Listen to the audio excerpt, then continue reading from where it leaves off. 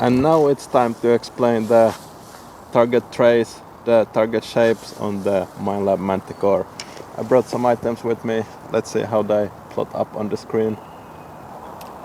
Target trace is basically the shape that will get plotted up here on the screen and the color.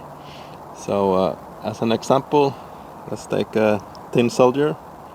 If I have it far from the coil, it's gonna be deep in the ground now.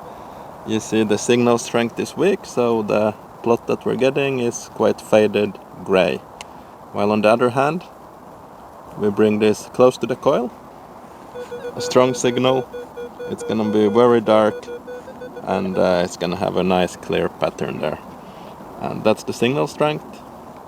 Now let's have a look at the shapes that the big complex item's gonna create. Hole in the middle, rusty, corroded.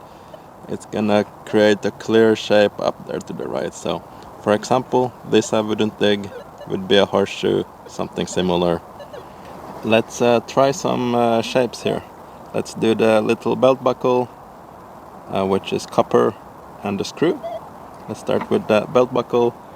No iron in this, so it's gonna plot up nicely there in the middle of the line. The farther it's traced from the middle of the line, the more iron it contains.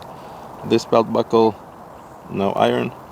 This steel alloy screw has iron and some other metals as well, and you see it plots up pretty nice there on the up in the iron, trying to pull down towards the right a little bit because it's not like 100% iron. And what happens if we combine it? Then the target trace is probably gonna be something like this. It's gonna show the iron and it's gonna show the non-iron screw and belt buckle. And as expected, both items in the same hole is gonna pull it down towards the middle. So this would be an interesting signal if I would find it in the field, and I would surely dig up that one. And that's all I had today about the target trace. See you next time. Thank you for watching. Goodbye.